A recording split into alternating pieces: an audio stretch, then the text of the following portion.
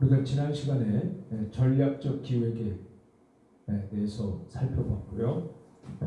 전략적 기획의 개념에 대해서 우리가 네 가지를 이렇게 살펴봤습니다.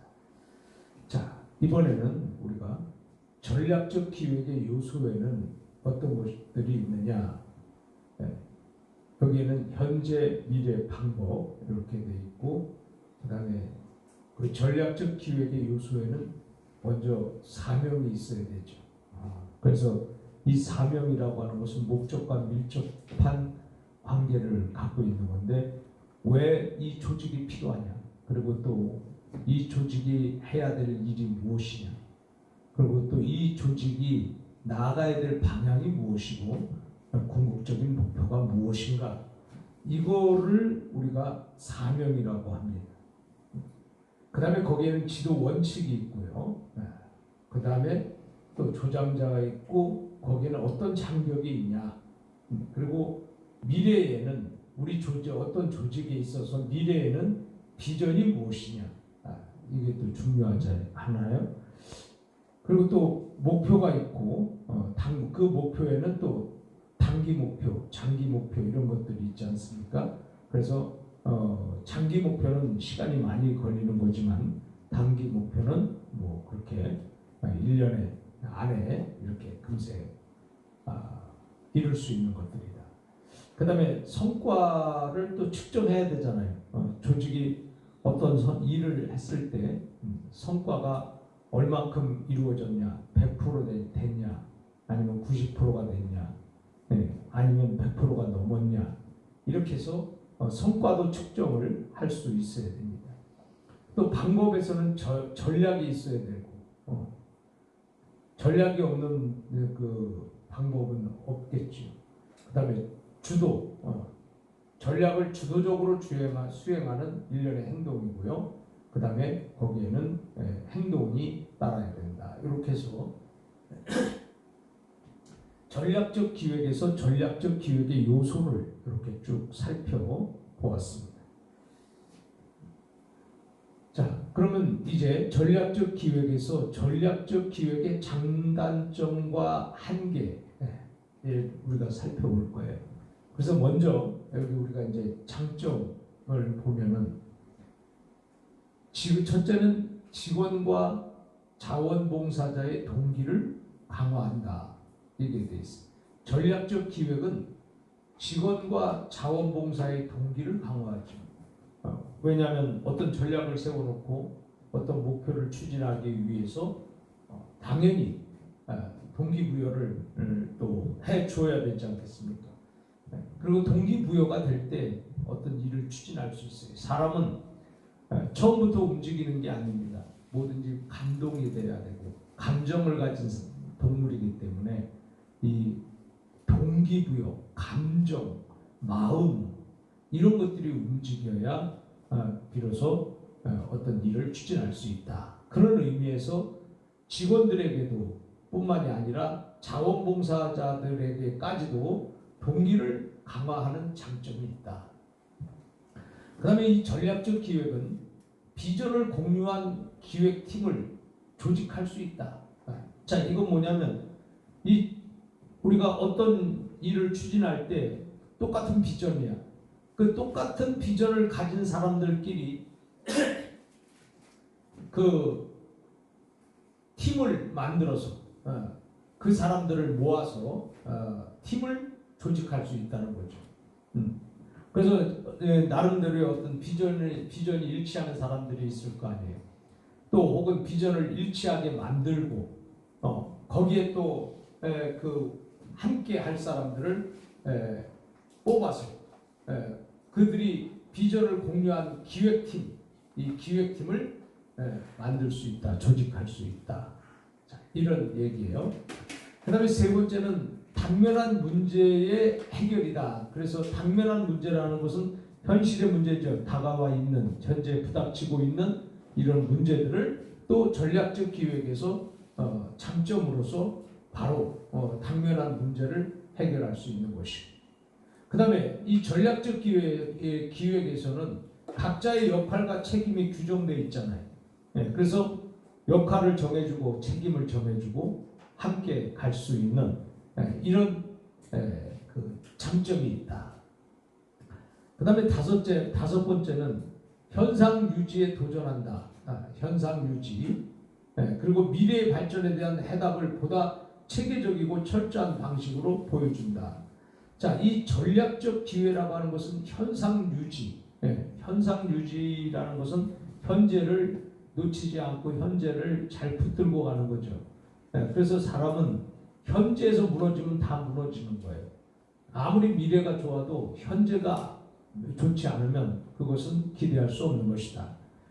그래서 이 현재 현상에서 이 지금의 그 현재를 유지하려고 하니까 지금의 그 현상, 또 어떤 현상들이 있을 거 아니에요. 자, 그러면 그 현상들에 대해서 그것을 현상을 지켜 나가야 되는 그런 그 유지의 도전을 하게 되는 것이고, 미래의 발전에 대한 해답을 보다 체계적이고 철저한 방식으로 보여주기도 합니다. 이게 이제 장점이죠. 그래서 전략적 기획이라고 하는 것은 벌써 우리가 전략을 다 세워놨잖아요. 전략을 세워놓고 그 결과를 예측하기 때문에 미래에 대해서 체계적이고 철저한 방식을 보여줄 수가 있다는 거예요. 자, 여섯 번째는 매니저와 정책 입안자가 조직의 미래에 집중할 수 있다. 매니저라고 하는 것은 안내하는 사람, 또 인도하는 사람, 보조하는 사람. 자, 이런 사람인데 이런 사람들과 정책 입안자라고 하는 것은 정책을 만든 사람이잖아요. 그래서 정책을 세운 사람, 정책을 만든 사람. 자, 이런 사람들이 매니저와 정책을 만든 정책 입안자가 조직의 미래에 집중할 수 있다. 그래서 매니저하고 그 정책을 만든 사람들은 벌써 이 전략적 기획을 통해서 이 결과를 예측할 수 있게 되니까 결과를 볼 수 있어요. 자, 결과를 볼 수 있기 때문에 미래에 대해서 집중을 할 수가 있는 거죠. 보여지기 때문에 집중할 수 있는 것이다. 그 다음에 일곱 번째는 조직을 타인, 특히 후원자에게 설명하고 잘 알려주죠. 이게 어떤 거냐면 전략적 기회라고 하는 것은 이미 전략이 돼 있고 계획이 돼 있고 세밀하게 세분화돼 있고 그 이제 시간이 말해주는 거잖아요. 자, 이렇게 되니까는 후원할 사람에 대해서 우리 조직은 이렇게 흘러갑니다. 그럼 결과는 이렇습니다. 이번에 금년엔 이렇게 내고 앞으로는 이렇게 결과를 내고 이런 쪽으로 계속해서 어떤 일을 구상해 나가게 될 것입니다. 자, 설명하기가 쉽잖아요. 그래서 조직을 타인에게 설명하고 알릴 수 있어요. 이게 이제 그 기획적, 전략적 기획이에요. 장점이요. 그 다음에 여덟 번째는 뭐냐면 조직 사명에 대한 새로운 감각을 제공해요. 그리고 조직의 사명에 새로운 센스를 부여하는 것이다. 그랬어요. 자, 그래서 이 전략적 기획의 장점이라고 하는 것은 조직 사명에 대해서 새로운 감각을 제공하는 거죠. 자, 우리가 어떤 일을 하려고 할 때 전략을 잘 세워놔봐요. 그러면 자신감이 생기죠. 근데 문제는 전략이 안 세워졌을 때 자신감이 없는 거예요. 사람들은 어떤 일을 할 때에 그 일에 대해서 구체적으로 내가 이렇게 한다. 이렇게 오면 이렇게 하고 이렇게 하면 이렇게 하고 대안, 방법이 있을 때 우리는 두려움이 없는 거예요. 근데 문제는 대안도 없고 방법도 없이 그냥 무대뽀로 해나갈 때는 굉장히 앞에 어떤 일이 닥칠지 모르는 거죠. 그래서 두려운 거예요. 여러분의 인생에서도 마찬가지예요. 인생도 자기가 이렇게 인생 설계를 하고 기획을 잘해서 하나하나 밟고 나가면은 그 인생의 미래가 보이잖아요. 근데 그런 미래가 보이지 않는 인생을 살아간다는 것은 닥치는 대로 막 살아가는 것인데, 닥치는 대로 살아가는 사람들이 뭐 스릴은 있을지 몰라도 그러나 미래가 보이지 않잖아요. 그러니까 두려움도 많을 것이고 걱정도 많을 것이고 근심도 많을 것이죠. 그래서 여러분들이 인생을 설계를 할 수 있다고 하면은 최소한 5년, 앞으로 5년, 또 앞으로 10년, 또 앞으로 20년 이렇게 내다볼 수 있는 그런 인생 설계가 우리에게 필요하다. 그래서 여러분들은 인생을 기획하는 거죠. 이렇게 전략, 내 인생에서 지금부터 5년 후에, 10년 후에, 15년 후에, 20년 후에 이렇게 기획을 쭉 가지고 있고 거기에 대한 전략을 갖고 있으면 인생에서 결코 두려운 게 없어요. 그리고 또 예측이 가능한 거였기 때문에 얼마든지 거기서 행동을 할 수도 있고요. 그래서 조직에 대한 새로운 감각을 제공하고 조직의 사명에 새로운 센스를 부여하는 것이다. 그래서 우리가 항상 이 전략적 기획이라고 하는 것은 그만큼 이 모든 것을 다 이렇게 기획하고 전쟁 용어잖아요. 전략. 전쟁 용어이기 때문에 이 전쟁 용어는 굉장히 중요한 거예요. 전략이다 하면은 내가 만약에 그 전략에서 실패하면 죽는 거예요. 전략에서 성공하면 사는 거. 군대에서 뭐 대충이 어디 있어요. 죽기 아니면 살기죠. 내가 적을 이기면 사는 거고 적한테 지면 죽는 거잖아요. 그러니까 이 군대 용어 중에 하나가 전략이란 말이에요. 전략. 그래서 인생도 이렇게 전략적 기획을 가지고 있고 회사나 조직이나 어떤 것이든지 전략적 기회가 이런 장점을 가지고 온다는 거예요. 8가지 장점을 가지고 온다는 겁니다. 자, 그럼 전략적 기획의 단점을 우리가 생각해 볼게요. 전략적 기획은 비용이 많이 들어요. 왜냐하면 뭘 이렇게 해야 되는 것들이 많잖아요. 그러니까 이것도 해놓고 저것도 해놓고 다 전략을 세우려다 보니까 당연히 돈이 많이 들 수밖에 없죠. 그런 단점이 있어요. 또 그 다음에 전략적 기획은 많은 시간을 요해요. 그래서 시간을 당연히 요하죠. 왜냐하면 전략을 세우니까 아주 세밀하게, 자세하게, 구체적으로 이렇게 전략을 세우다 보니까 다른 사람이 아무 생각 없이 그때 사니까 시간 저거 할 것도 없지만 그러나 전략을 세우는 데 동안에는 많은 시간이 필요하잖아요. 우리가 전쟁에서도 어떤 전쟁을 치를 때 회의를 하잖아요. 그래서 이 회의를 하는데 금세 간단히 그게 끝나는 게 아니잖아요. 회의를 하는 중에서 시뮬레이션도 하고 이렇게 적이 이렇게 공격했을 때는 우리는 이렇게 가게 되면 이렇게 망하는구나. 또 이쪽으로 가야 된다. 여러 가지 대안을 제시하고 또 그 대안을 우리가 선택할 수 있어야 되는 거예요. 그러니까 여러분들이 어떤 사람을 우리가 비판하기 전에 중요한 것은 뭐냐면 그 사람을 비판만 하는 것은 비판을 위한 비판이에요. 그래서 상대방에게 비판을 하기 전에 자, 그러면 그 사람이 이렇게 고치고 이렇게 했으면 더 좋았을 것이다. 그때 비판하라 이거예요. 당신은 이게 나쁘다. 그런데 당신이 이거를 고치게 되면 당신은 이런 사람이 되는 건 확실하다. 분명하다. 이런 사람이 될 가능성이 많다. 그래서 당신이 이 문제를 해결할 수 있다면 당신은 여기서 이것을 할 수 있다. 이런 거잖아요. 그 정부나 또 우리가 이 정치나 이런 사람들은 요즘에는 전부 다 서로가 비판만 하잖아요. 당끼리도 서로 비판하고 좋다 이거예요. 비판은 좋은 거예요.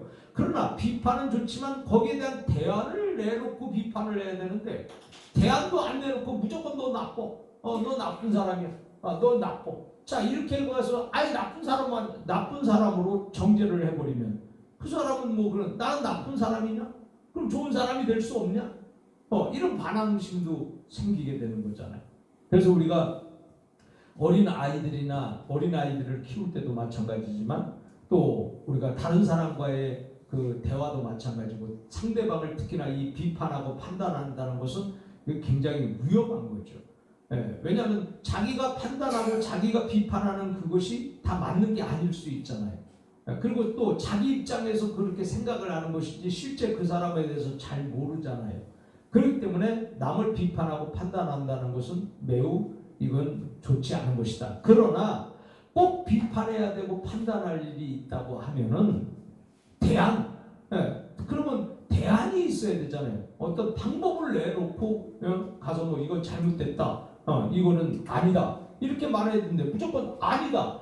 잘못됐다. 이렇게 하는 것은 이 대안 없는 비판은 비판을 위한 비판밖에 될 수 없는 것이다. 그것은 대화에서 아무런 도움이 되지 않습니다. 그것도 뭐 충고도 충고라고 하는 것은 최소한 너 잘못했어. 이거는 그런 게 아니야. 이게 충고가 아닙니다. 이거는 충고가 아니라 충고는 너 그렇게 하면 안 되지. 에? 그렇게 하지 말고 이렇게 해봐. 이게 충고지. 너 그렇게 하지 마. 너 잘못했어. 이거는 충고가 아니에요. 에? 충고라고 하는 것은 반드시 대안을 제시하면서 나를 판단하고 비판할 때 그걸 내가 받아들일 수 있어야 되잖아요. 그래서 대안을 뭐 한 개만 제시하든지 아니면 두세 개 제시하든지 충분히 그 사람에 대해서 많은 것을 생각을 했다고 하면은 대안도 많잖아요. 그죠? 방법도 많잖아. 그래서 한 가지 조금 잠깐 생각하고 그렇게 말하는 것은 아니죠. 그 사람에 대해서 내가 충고하고 비판하고 판단하기 전에 많은 것을 생각할 수 있었다면 그 사람에게 내가 제시해야 되는 방법과 또 대안도 많을 수밖에 없는 것이다. 자, 그래서 우리는 여기 두 번째 전략적 기획은 많은 시간을 요한다. 그래서 시간이 많이 들어갑니다. 자, 그 다음에 세 번째는 전략적 기획에서 사용되는 언어, 용어, 개념이 너무 복잡하고 어렵다. 그러니까 왜냐하면 계획을 쭉 세우다 보니까 뭐 내용도 어렵고 복잡할 수밖에 없죠. 그러나 우리가 즉흥적으로 하는 거에 비해서는 이렇게 좀 너무 복잡할 수도 있습니다. 또 모든 조직이 전략적 기획의 준비가 되어 있는 것은 아니다. 자, 어떤 조직은 닥치는 대로 할 수밖에 없는 조직도 있어요. 또 어떤 조직은 전략을 해서 그 전략 기획을 세워서 전략적으로 쭉 나갈 수 있는 그런 조직도 있지만 때로는 기획의 준비가 되어 있는 것은 아닌 이런 조직도 흔히 많다는 거죠. 닥치는 대로 그때그때 이렇게 해야 되는 거예요. 또 다섯째는 때로는 전략적 기획 자체가 조직의 존재 이유가 된다. 자, 어떻게 보면 전략이 굉장히 중요하다고 생각을 하니까 우리 조직이 그것 때문에 있는 거야. 이렇게 오히려 그 존재 이유가 될 수도 있다는 거예요. 그건 아니지만 그 전략이 존재 이유가 아니에요. 아까 얘기했지만 조직이라고 하는 것은 어떤 사명이 있는 거예요. 내가 왜 우리가 이 모임을 조직하는가? 또 왜 우리가 이 회사는 왜 이게 필요한가? 이게 사명이 굉장히 중요한 것이지 사명이 중요해야 되는데 반대로 전략이 중요해 버리면 이거는 또 바뀌어지는 것이다. 그래서 우리는 제일 중요한 게 큰 틀, 목적, 사명 이것이 굉장히 중요한 거예요. 이 중요한 것이 이것이 중요한 사명보다는 오히려 어떤 일부분의 어떤 전략 이런 것들이 더 중요시돼 버리면 안 된다. 그런 의미에서 여기 때로는 전략적 기획 자체가 조직의 존재 이유가 될 수도 있다는 거예요. 자, 그 다음에 여섯 번째는 전략적 기획에는 조직의 일부만 참여하기 때문에 참여자의 조직 대표성에 문제가 있을 수 있다. 자, 전략적 기획에서는 각 부의 팀장, 과장 그 회의를 하니까 전체를 다 할 수는 없잖아요. 그래서 전쟁을 하는데 참모 회의가 있듯이 전쟁을 위해서 꼭 필요한 사람들, 그 우두머리, 그 대표자들 이런 사람들을 모아놓고 지도자들을 모아놓고 전략을 세우는 거잖아. 군인을 다 모아놓고 전략을 세울 수는 없잖아. 그렇기 때문에 이 사람들 전략적 기획에는 조직의 일부만 참여할 수밖에 없죠. 왜? 대표, 그 다음에 거기에 관계된 사람. 자, 참여하기 때문에 참여자의 조직 대표성에 문제가 있을 수 있다. 그래서 제대로 뽑았다면은 괜찮은데 이게 어설프게 뽑았다든지 아니면 중요하지도 않은 사람을 뽑아가지고 함께 전략을 이야기한다든지 이러면은 그 문제도 생길 수 있다. 그래서 조직 대표성에 문제가 있을 수 있다는 거예요. 예를 들어서 우리가 어떤 전략을 세우는 데 있어서 이번에는 각 부에 무슨 총무부 무슨 부에 사람들만 있어야 되는데 예를 들어서 쓸데없는 저 밑에 어떤 부서에 그 사람들을 좀 여럿이 불러다가 모아놓고는 이건 대표성이다 이렇게 말하기는 어렵다는 거죠. 꼭 필요한 사람, 꼭 있어야 될 사람, 이런 사람들을 말하고 있는 것입니다. 자, 그 다음에 전략적 기획이 나쁠 수도 있다. 7번째 보면 전략적 기획이 나쁠 수도 있다. 이것도요. 자, 이게 단점이에요. 그러면 전략적 기획보다는 이 전략이라고 하는 것은 이미 이렇게 우리가 프로그램을 진행하기 위한 어떤 과정을 완성하는 거잖아요. 근데 어떤 면에서는 그것이 꼭 100% 좋은 것은 아니다. 이렇게 조직을 기획하고 이렇게 설계하고 이렇게 전략해 놓는 거, 그것보다는 그냥 즉흥적으로 좋아서 또 그냥 갑자기 마음이 동료가 돼서 하나가 돼서 갑자기 우리가 살다 보면 어떤 갑자기 라포 형성이 딱 된다든지 어떤 동기부여가 딱 갑자기 순간에 어떤 된다든지, 그러면 그 전략적보다는 오히려 더 많은 효과를 나타낼 수도 있다. 그런 의미에서 전략적 기획이 나쁠 수도 있다는 거예요. 자, 8번째는 실행 불가능이다. 불가능성이다. 고위 매니저가 전략적 기획을 지지하지 않으면 실행이 불가능하다. 이거야. 근데 전략적 기획을 다 해놨어. 우리 다 해놨는데 맨 위에서 그거 하지 마라. 이렇게 돼버리면 끝나는 거야. 아무리 전략을 잘 세우고 아무리 전략이 좋아도 그 위에 우리가 이걸 이렇게 하려고 합니다 했을 때 그걸 허락해주는 사람, 위에 기관에 더 상위 기관에서 그것이 지지하지 않으면 실행이 불가능한 거죠. 자, 아무리 좋은 전략을 세웠어요. 자, 그런데 이번에 돈이 이것이 1,000만 원이 들어. 그 1,000만 원이 드는데 이거 굉장히 좋은 거야. 그래 이걸 하게 되면 이게 무슨 대박이 난다. 이런데 총무부에서 그 1,000만 원 없어. 하지 마라. 이렇게 돼버리면은 아무리 좋은 거라 할지라도 그것이 실행이 불가능하게 된다는 거예요. 자, 그래서 우리는 9번째로 보면 이 전략적 기획에 대한 내부의 저항이 있을 수 있다. 자, 그러면 여기 어떤 우리가 이 전략을 이렇게 해서 나갈 때 자체 안에 반대하는 사람도 있을 거 아니에요. 그죠?